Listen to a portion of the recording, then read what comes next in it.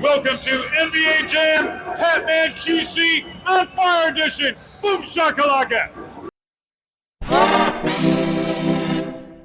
Happy little games. When people think of the wizards at Rare Software, one genre that they do not think of is fighting games. This small British company got its start in the Badlands of Leicestershire and became, at one time, one of the biggest and best developers on the planet. Just the mere mention of Rare Software brings visions of Donkey Kongs dancing in our heads and drunken foul-mouthed squirrels on the prowl. Today, though, we are talking about a truly innovative arcade game that also found great success on the home consoles. The franchise we are talking about is Killer Instinct. This spectacular 2.5D fighter brought some innovations to the gameplay, not to mention some truly breathtaking graphics. How did this game's initial premise differ from what we finally received in the arcades? What was the original name of the arcade game? Let's find out as we learn about the history of Killer Instinct. In the early 1990s, fighting games were booming, which resulted in Street Fighter II and Mortal Kombat dominating arcades all over the world.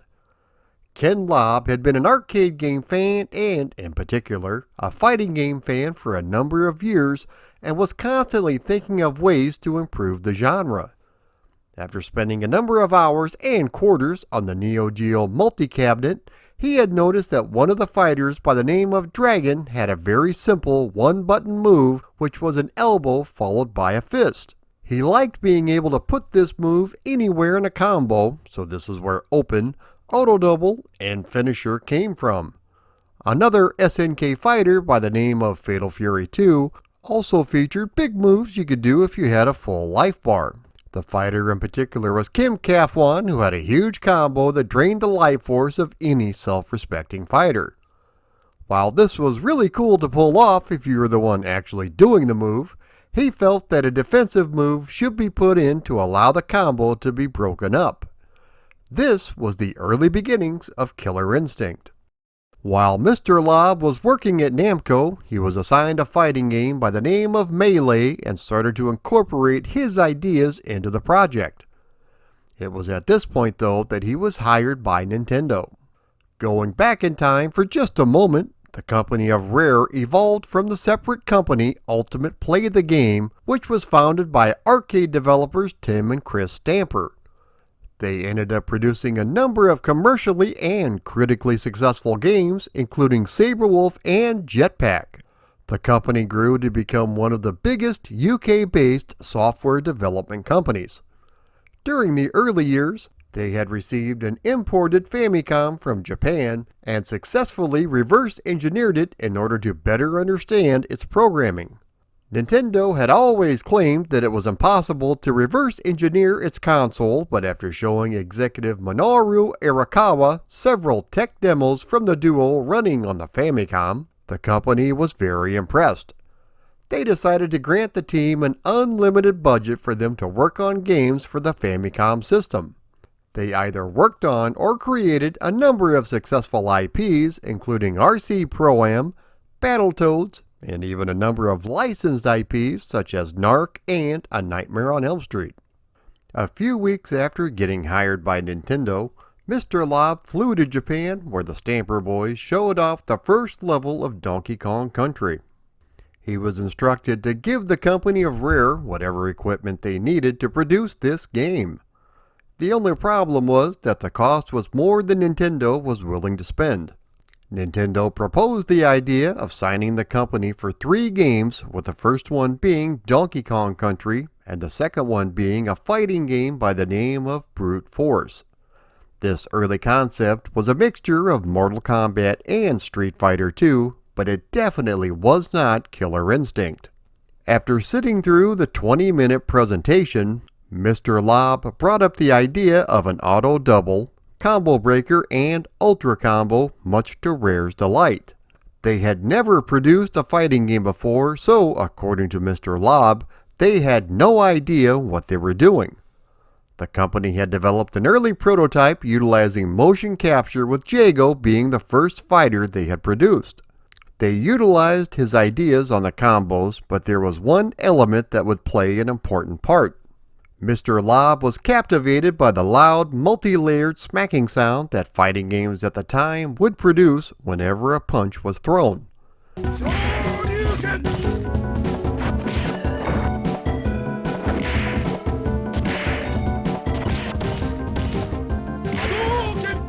He wanted to use this idea but only make it better.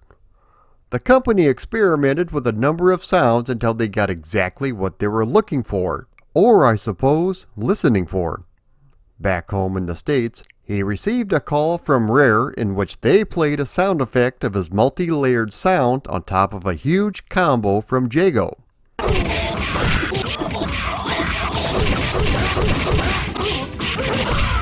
At this point, the company knew exactly what Mr. Lob was talking about, so it was full steam ahead on the development of this brand new fighter. For the most part, he had a hand in either creating or helped create every character in the series. When it came to the nuts and bolts of the game's production, as I mentioned, a motion capture suit was used along with some extensive hardware and software. The designers would use Power Animator, which evolved into Maya because this software could produce the best results. If it wasn't for this piece of software, the game may not have looked as spectacular as it did.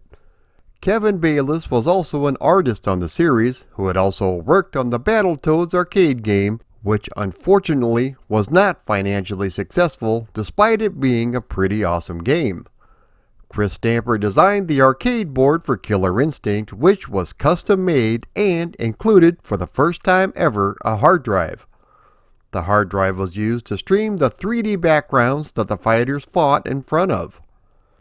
According to Mr. Bayliss, I was originally working on some ideas for a fighting game when we started experimenting on 3D software.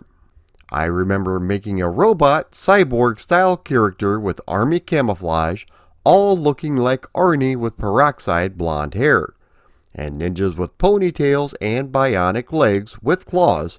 I guess this became Fulgore. And then Nintendo came along to look at our presentation for Donkey Kong. Once they saw that, they asked us what other ideas we had with this new 3D rendered graphic style. The motion capture suit was very primitive with a number of wires and cables connected to it. Mr. Bayliss was responsible for beta testing the software and the suit, even going so far as putting on high heels and walking like a woman, but that didn't work out too well.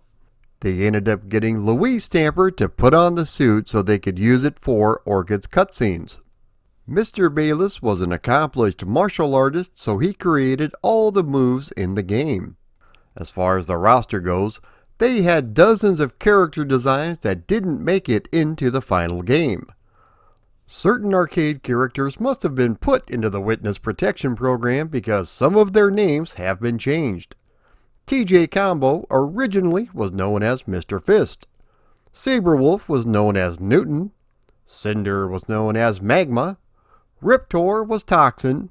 And Spinal was Argo, which was another reference to the movie Jason and the Argonauts. Also, Orchid was known as Roxy Rave. The arcade game did feature a number of secrets, including changing the color of your character, Combo Breaker mode, which allows easier combo breakers, random character, selecting your stage, selecting your music, and being able to play as Idol. When it came time to finalize the roster, they went with a visual variety so that no two fighters would look the same.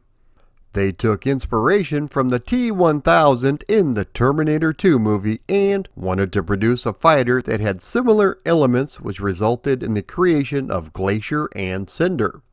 Despite the character having the same name as their previous computer game character, Saberwolf had no connection aside from the developers just liking the name. The only reason they wanted to include him was because they wanted a werewolf character that looked good and felt cool to play. The backstory was crucial, and they wanted each character to be brought together in a cohesive storyline.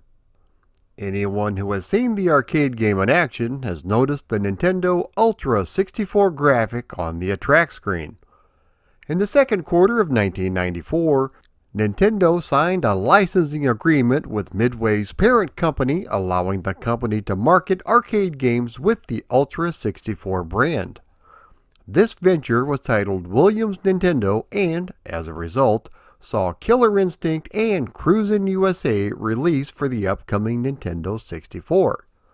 The arcade game, however, uses a different CPU and utilizes completely different hardware, so the arcade games had to be converted or ported to work on the home console. The Attract mode also advertised that the game would be released for the Ultra 64 in 1995, which did not happen due to the system being delayed until 1996. Due to this delay, Rare did release a stripped-down port for the Super Nintendo and even the Game Boy, but more on that in just a bit. Late into production, the alternate title, Thriller Instinct, was being considered. Remnants of the title screen could still be found buried deep in the arcade game's code.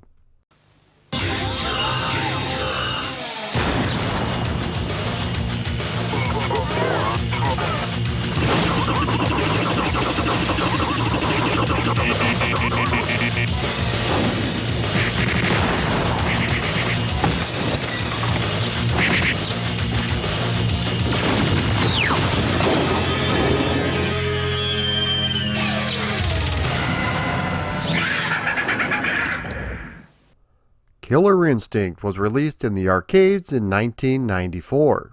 As the story goes, in possibly the not-so-distant future, massively evil corporations rule the world.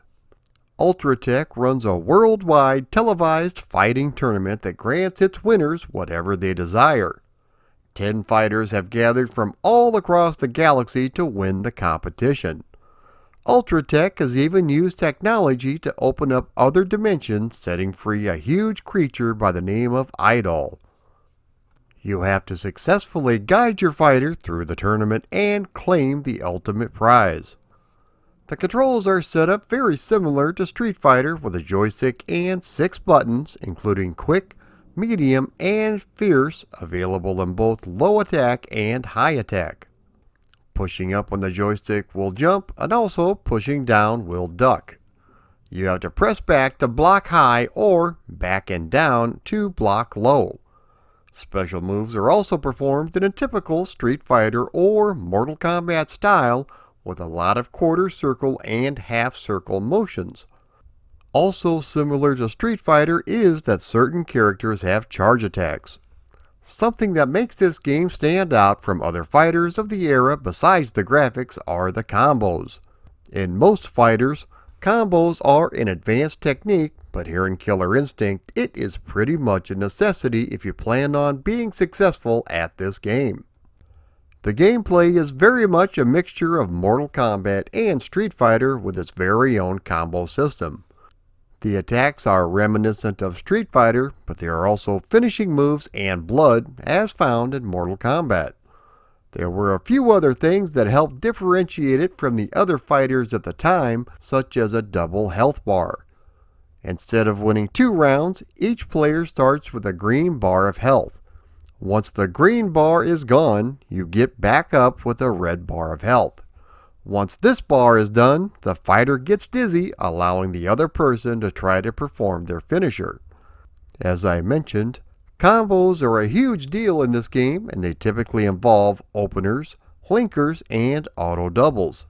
However, if you find yourself in the middle of a huge combo, and instead of just standing there sniffing your own farts, you can always do a combo breaker, which breaks up the series of moves. This is a bit tricky to pull off, so practice is a must. The combos themselves are pretty insane, helped out by an overly energetic announcer. Triple combo, super combo, hyper combo, brutal combo, master combo, awesome combo, blaster combo, monster combo, king combo. There are also ultra combos as well as ultimate combos. And if you want your opponent to defy gravity for just a moment, there are single, double, and triple juggles. There are 10 characters to choose from, each one with a number of unique moves and a richly detailed backstory. The roster includes TJ Combo, Master Combo!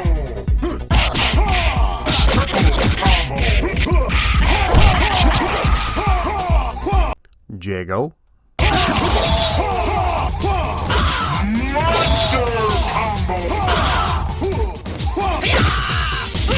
Chief Thunder,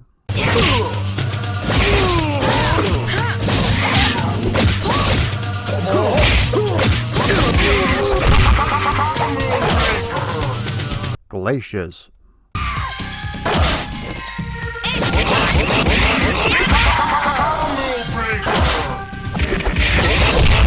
Orchid,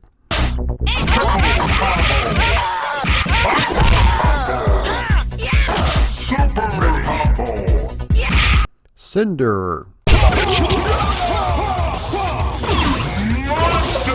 Combo! Saberwolf,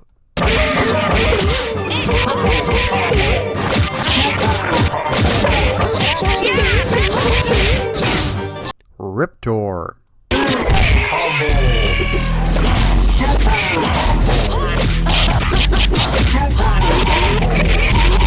Spinal,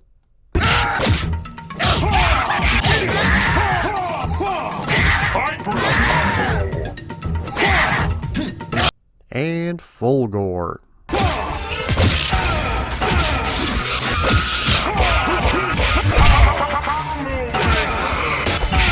And the big bad of the game, Idol.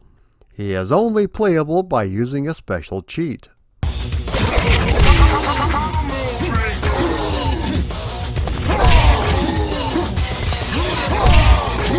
The roster itself took inspiration from other areas of entertainment, including Mike Tyson, the Human Torch from Marvel Comics, the T-1000, and the stop-motion skeletons from Jason and the Argonauts.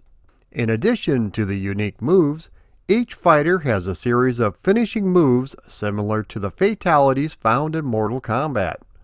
Each combatant has 2 violent no-mercy finishers to choose from. The higher-ups at Nintendo have stated that no restrictions were put on Rare when it came to the violence or finishing moves in the game. I find that a bit hard to believe because the finishers are very tame even by 1994 standards. The only controversial one, in my opinion, is when Orchid flashes her opponent, causing a very comical reaction. I guess you could say Orchid was a pioneer when it came to ushering in the pointy boob revolution. Rather than perform a violent finishing move, if the victor of the fight is still on their first life bar, they can perform a humiliation finisher instead, which makes their opponent bust a move like MC Hammer. There are also a number of stage finishers as well. Let me give you the complete demonstration.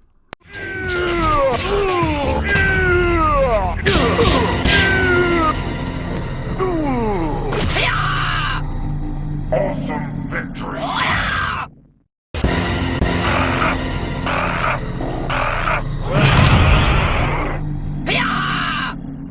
Awesome victory!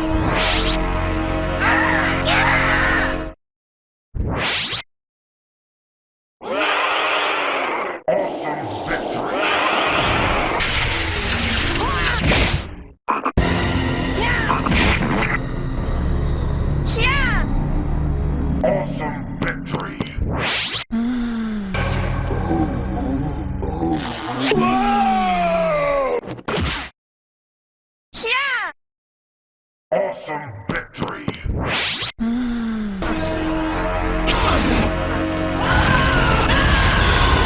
Yeah! Awesome victory!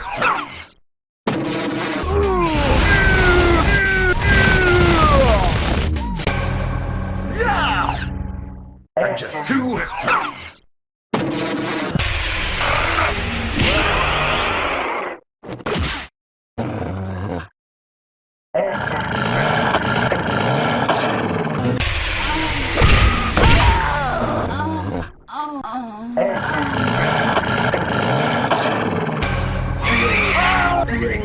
Victory!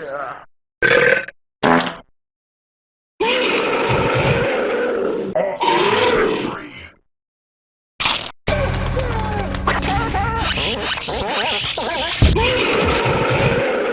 Awesome victory!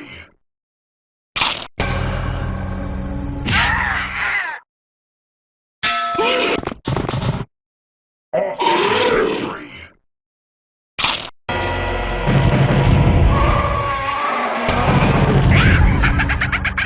Awesome victory!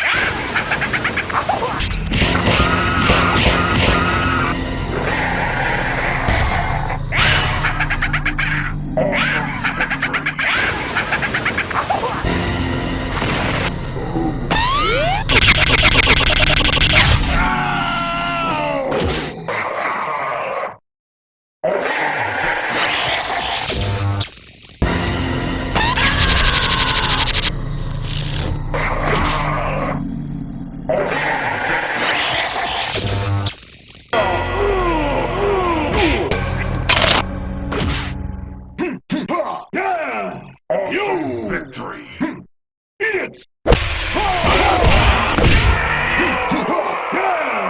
Awesome victory!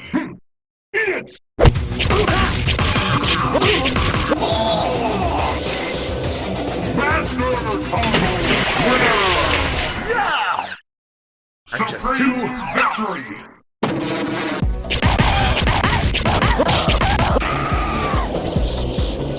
Awesome combo! Winner! Yeah! Supreme victory!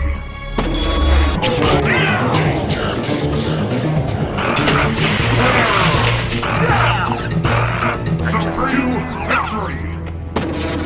As I mentioned, the big bad of the game is Idol, and finishing him off will give you a personalized ending just like in other popular fighting games. The only difference between this and any other run-of-the-mill fighting game is that each ending comes with more of that lovely CGI goodness.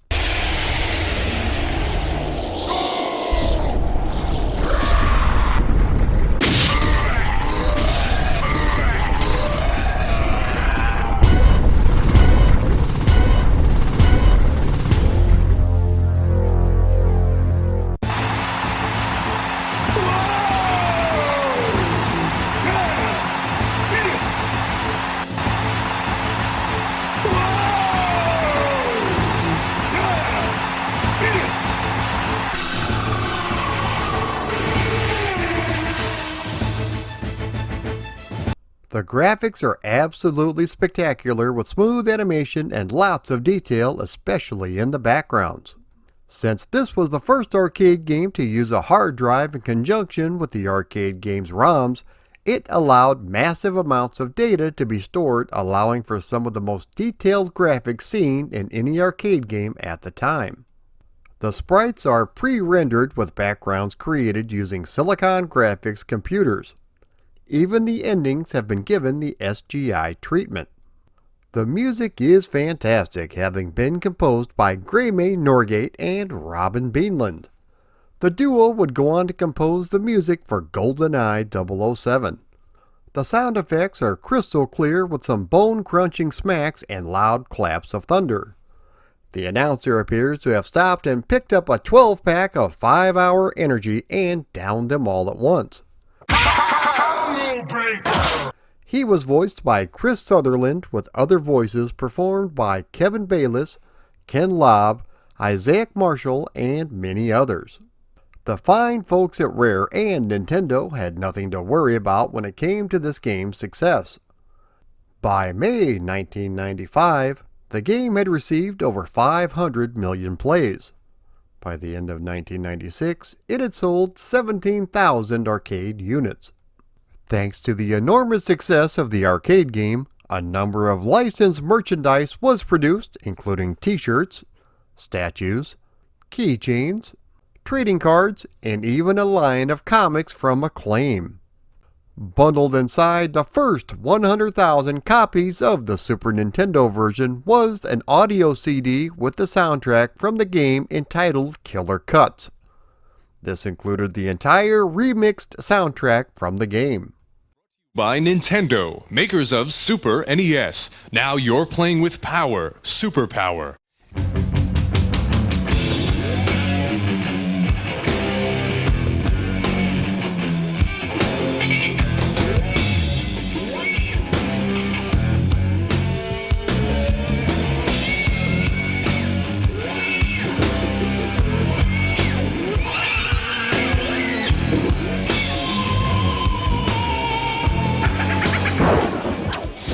Killer instinct.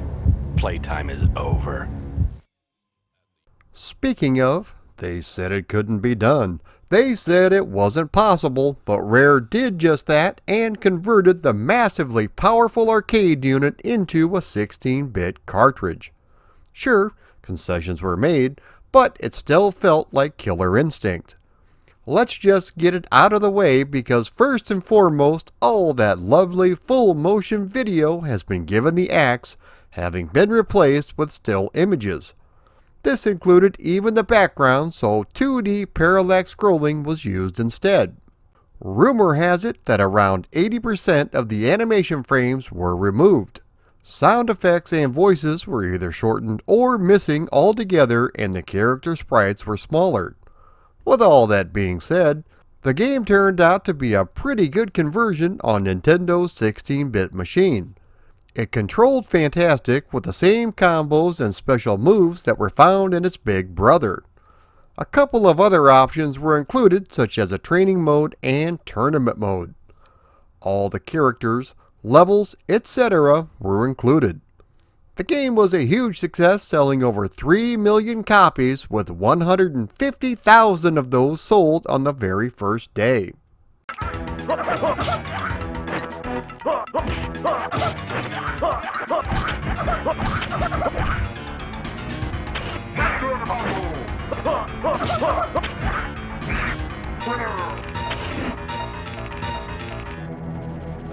Supreme victory. A number of years back, a video surfaced of Killer Instinct for the Super Nintendo that was shown at E3 1995. This version featured a number of differences, including more animation frames in the characters, but the voice from the iconic announcer was missing.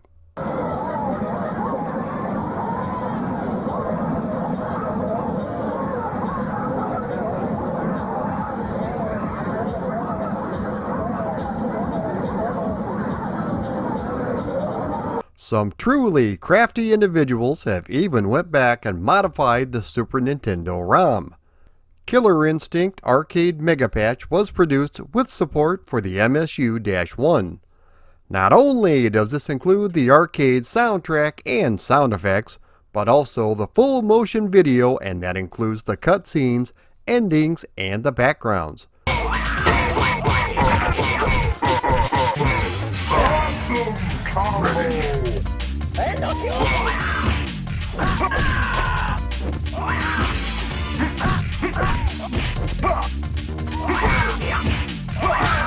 One, two, three, click it down.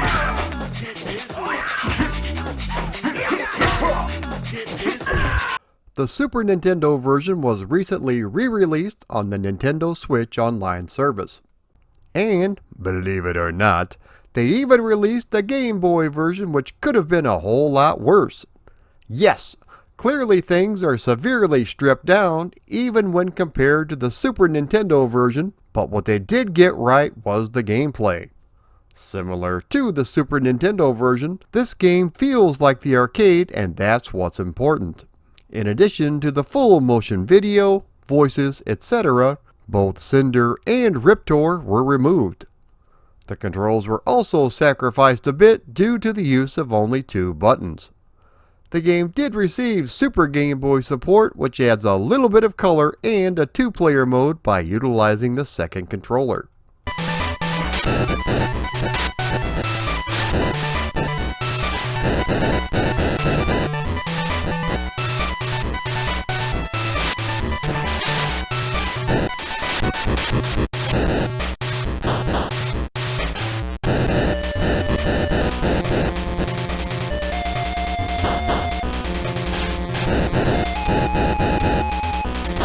Killer Instinct 2 was released in the arcades in 1996, which does play similar to the first game. The roster has been updated with returning characters Orchid, Fulgore, Glacius, Jago, Saberwolf, Spinal, and TJ Combo, joined by new characters Gargus, Kim Woo, Maya, and Tusk. A super bar has been added which will fill up the more damage the player takes. After it reaches a certain point, the player can use a super move, which is a special multi-hit combo. Something else that was different is that each character has 2 to 4 different endings. The ending that's played depends on whether or not the player kills using a finishing move or simply depleting their health.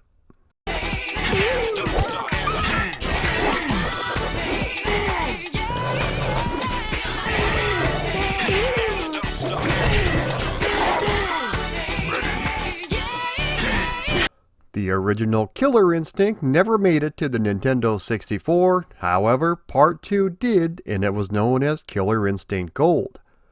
Due to the less powerful hardware and the use of the cartridge format, the game did suffer some major graphical downgrades. This included most of the full motion video as well as frames of animation. The backgrounds are also now fully rendered in 3D. It did include some extras such as team battles, training, option modifiers, and alternate colors for your fighters. The graphics are good, and control-wise it feels just like the arcade game.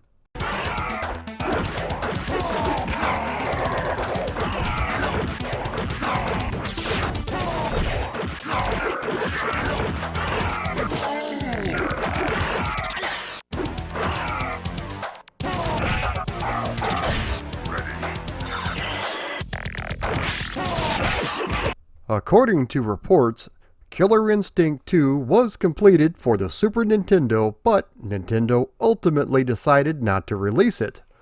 For the longest time, this was just a rumor until Tim Stamper posted a photo online where you can clearly see a test copy of Killer Instinct 2. According to programmer Brendan Gunn, I did some work on Killer Instinct 2 on the Super Nintendo. The guy in charge of that project left the company when it was 99% finished, and they asked me to finish it, a game I'd never even seen or played before, in 6 weeks. That was an interesting job. We got it finished a little bit late actually, but it was all for nothing. We were under contract with Nintendo and simply had to get it done, but they ultimately decided not to publish it. So far, no photos or ROM dumps have ever been made publicly available. 2013 saw the release of Killer Instinct exclusively for the Xbox One. This was the first game published by Microsoft Studios, but it was developed alongside Rare with supervision from Ken Lobb. When this game was first released, it was a free-to-play demo with the ability to purchase additional fighters individually. The game was released in seasons, which included multiple characters and arenas. A definitive version was eventually released, which included all the fighters and content from the first 3 seasons. The graphics on this are truly phenomenal, and if you are a Killer Instinct fan, you should definitely check this out. Also included in certain releases was the Killer Instinct Classic port of the original 2 arcade games.